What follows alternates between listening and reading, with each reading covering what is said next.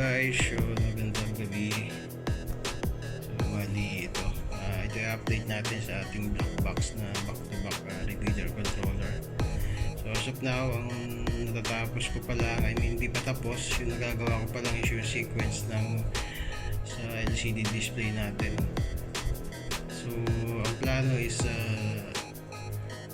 real-time clock, tapos so may DF tayo para sa station ID. Clock and station ID, and possible it's selectable Roger beep, no? So TX indicator natin, itong mga LED na to, yung sa TX LED nya. Ipakita ko lang kung paano yung sequence ngayon. So radio A and radio B, so halimbawa yun yung nag-receive yung radio B, so trigger sila. So trigger, so radio B online, tapos A, radio A online, TX indicator natin. Ayun, tapos timeout timer, no? So nakaset tayo ng 5 seconds lang. So i-press natin ito ng 5 seconds na. So i-observe nyo yung TX indicator, yung LED. So 5 seconds dapat mawawala siya. So nag-off na siya. Tapos dito sa display, so yun, mag-indicate siya ng deactivated. Ibig sabihin deactivated yung TX, no? So timeout timer B, si B radio B yung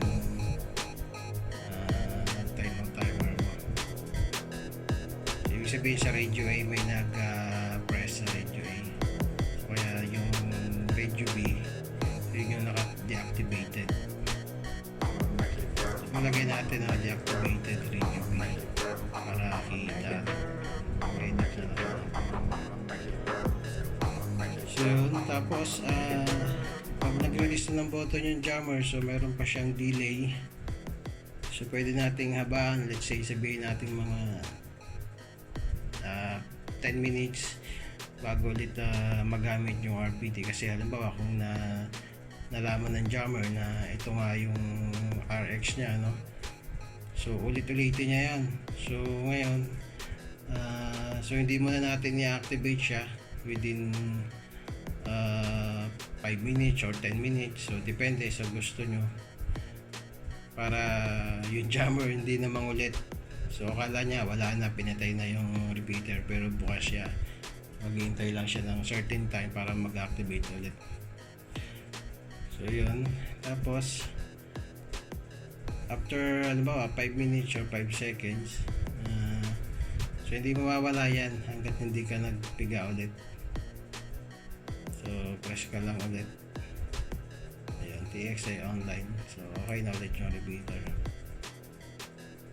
Okay, so yun lang muna guys yung update. So medyo papunta na to sa papasakit na ulo.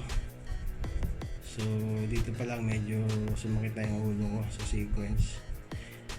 So hindi ko alam kung kailan matapos, no? So hintay-hintay natin kung hanggang kailan matapos. So madami pa, so time saka yung Roger beep and the station ID, so wala pa yun. Ayun guys, so hanggang dito na lang muna, and shoutout pala dun sa lahat ng patuloy na sumasabay-bayan, no?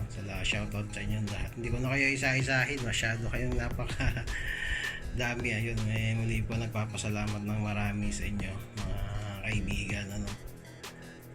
Ayan, so soon ito papunta rin sa isang hobbies, ano. So actually ito mayroon ng may-ari na ito, medyo matatagalan pa bago matapos, pero meron na siyang may-ari, no. Supposedly dapat sa akin to, ayun, may nakakita, nagustuhan. So kahit hindi pa napa-final yung program. So meron na po nag-mine. Siguro next time ayun gagawa pa rin tayo na ito. So kaso lang by order kasi may box siya nakasama, ano, kumbaga parang package deal na siya. But anyway, so pwede naman natin gawin na for ano lang, halimbawa sa inyo yung unit, so controller lang. So inisip ko pa kung anong box na maganda dito kasi medyo bulky na siya, no? So sa LCD pa lang malaki na siya, plus yung main controller, and ito hindi pa nga nakalagay sa box, no?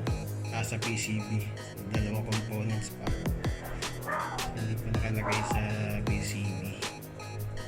So pag na-final na natin yung ano, yung program, hindi natin sa PCB. But as of now, yan, ganyan muna siya pag nagte-testing.